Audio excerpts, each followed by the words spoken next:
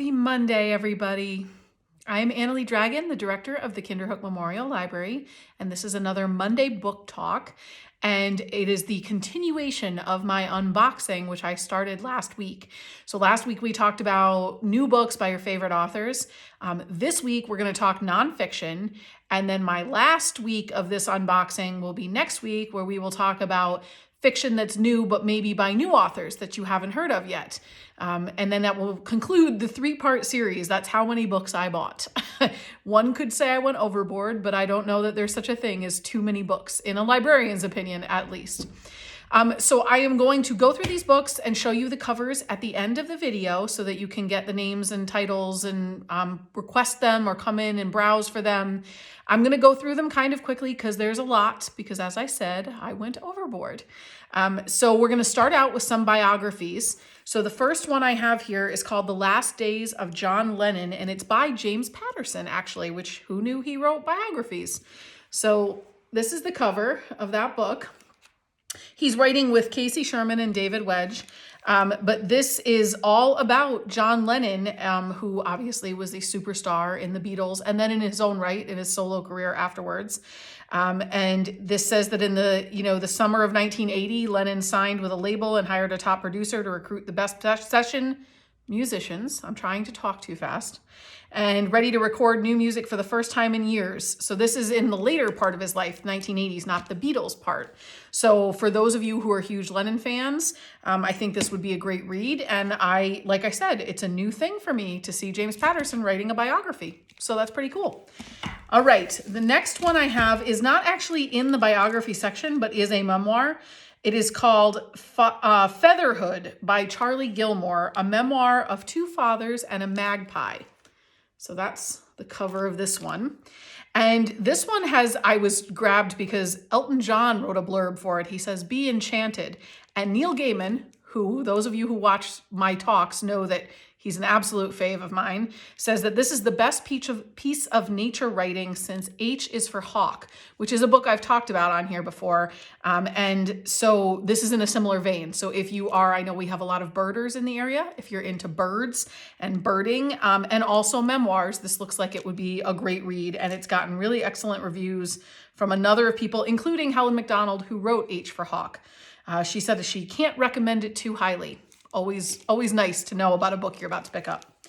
Okay, the next one I have seen some people putting on hold already, but we just got our copy. It's called Bagman, and it is by Rachel Maddow, who many people know and love. And the subtitle is The Wild Crimes, Audacious Cover-Up, and Spectacular Downfall of a Brazen Crook in the White House. Which one, you may ask? There are several we could be choosing from, but this is actually about Spiro Agnew, who was the vice president to Nixon. So this says it's the knockdown, drag-out, untold story of the other scandal that rocked Nixon's White House and reset the rules for crooked presidents to come. So timely in some of its subject matter, and also just written by Rachel Maddow, who has a name in the industry and is an excellent journalist, and it's based on a hit podcast of hers. So maybe you've listened to it, I don't know. But I've already seen this one being requested by patrons. So if you aren't on the list yet, maybe get on the list for it.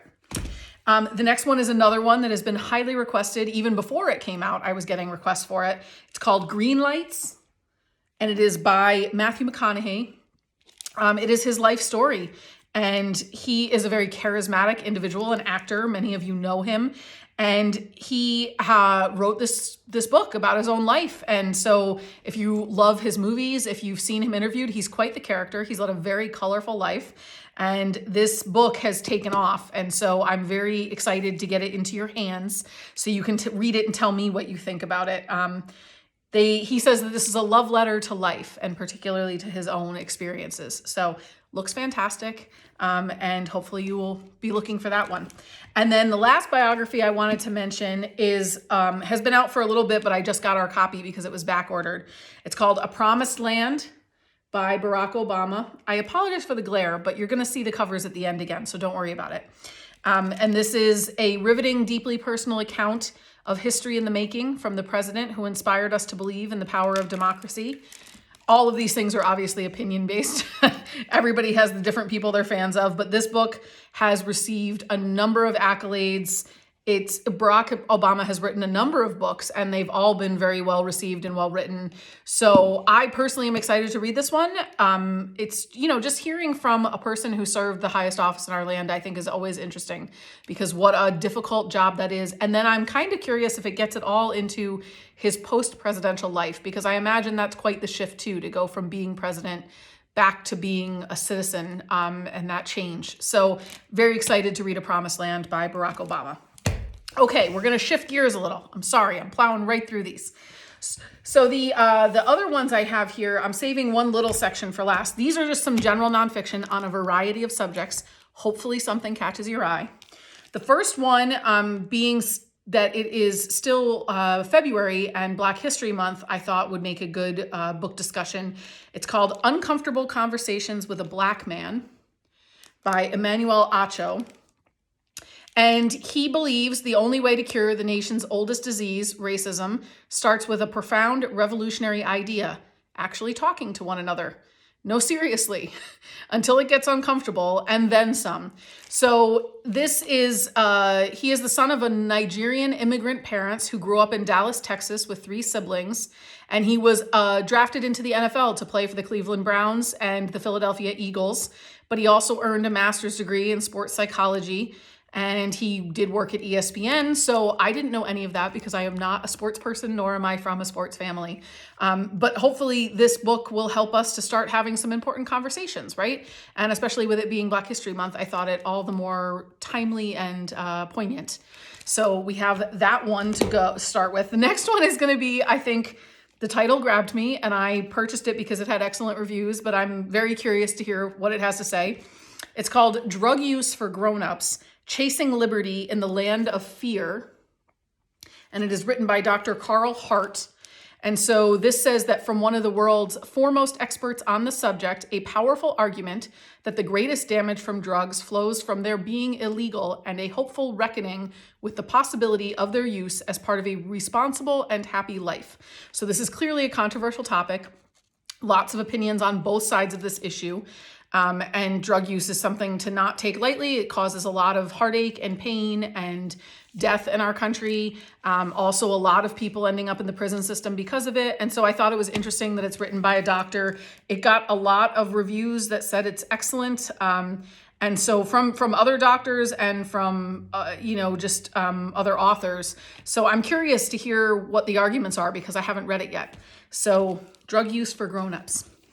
Okay, the next one deals with something we all talk about a lot too, and it's not the latest topic, but it's called The New Climate War. It's by Michael Mann, and it's the fight to take back our planet. And this review of it calls it an insightful look at how the polluting fossil fuel industry has deflected the blame for the climate crisis. It charts a common sense course for collective actions to force government and corporations to make real solutions to climate crisis, an existential threat to our humanity and the planet. So again, if you've been reading, we have a climate smart committee in the village. If you have been reading about the climate crisis, Greta Thunberg actually endorsed this book. So did Al Gore, who has written on the subject. So if this is a subject of interest to you, which it should be for all of us, this is a great book that just came out and everybody is talking about. Okay, then we have the next book called Operation Moonglow, A Political History of Project Apollo. And this one is written by Teasel Muir Harmony. And it says, the little opening sentence here says that on July 20th, 1969, the world looked on with bated breath as Neil Armstrong stepped onto the moon. So Project Apollo still represents the pinnacle of American space exploration, and yet the purpose of the mission was never simply to win the space race or to bolster American excellence in science. As Smithsonian curator Teasel Muir Harmony reveals, in Operation Moonglow, it was a key component of American diplomacy. So it's looking at a little microcosm of American history and what it was really about, and the political aspects of it, which I think is really interesting. So for maybe our nonfiction book club, we'll end up reading this one. And the last one I had in this section is called The Eagles of Heart Mountain, True Story of Football, Incarceration, and Resistance in World War II America. So sort of a collision of sports and history and our nation's history. So I thought it looked really interesting. It's written by Bradford Pearson. This is the cover of it. This says that it is a testament to the resilience of the human spirit. And it is the story of the greatest football team in Wyoming history. So this is about a Japanese American, this is during the time of the internments, and a football team that came out of it. So very interesting collision of different pieces of American history, and looked super fascinating to me, which is why I chose it for our collection. Got a number of great reviews. It seems like one of those lesser known histories that I talk about sometimes that I find so interesting. So even though it's about sports, I might just read this one. It takes a lot to get me to read a sports book, but because this has some intersectionality going on, I might be picking this one up too. Okay, so the last little subsection of my book opening I wanted to do today are just some things dealing with the doldrums of winter that we are in. We can feel spring coming. We see it in the light and the warmth in the air, even though there's so much snow still. And so there are some books that I thought looked like great reads for right now. The first one is called Wintering: The Power of Rest and Retreat in Difficult Times by Catherine May. And this one grabbed me because Elizabeth Gilbert, who wrote Eat, Pray, Love, said it's a truly beautiful book. I've seen some people out reading it, and it's an intimate, revelatory book exploring the ways we can care for and repair ourselves when life knocks us down. And I think we have all been knocked down a little this year. So I am really looking forward to reading this one. This is at the top of my list. Catherine May, who wrote it, is a writer of fiction and nonfiction, and she's a journalist and has essays in The Times in London and Good Housekeeping. She lives in England and is an avid lover of the outdoors, but I am looking for the power of rest and retreat in difficult times. So this is top of my list. The next one just speaks to my soul because the title is Laziness Does Not Exist by Devin Price, PhD. So it says, many of us spend our days feeling tired, overwhelmed, and disappointed in ourselves for not doing, quote unquote, enough. These struggles are the result of a deep-seated, centuries-old belief system that social psychologist Dr. Devin Price calls the laziness lie. And then the laziness lie has three main tenets. Your worth is productivity. You cannot trust your own feelings and limits. And there is always more you could be doing. And I do think we suffer from a culture of busyness, that busyness is like a badge of honor. And if you're not busy or you're taking time for yourself, that you are somehow not doing enough or being lazy. So this one I think really speaks to something I've been feeling for a long time, and I suffer from it myself. So I think it would be a perfect time for us all to look around and realize we're living in a pandemic, and maybe we ought to give ourselves a break. And not being constantly busy or working does not make us less valuable people. So the laziness does not exist is also on my list. I talked a while ago about a book on friendships, and there is a new one out called Friendshipping: The Art of Finding Friends, Being Friends, and Keeping Friends by Jen Bain and Trin Garitano.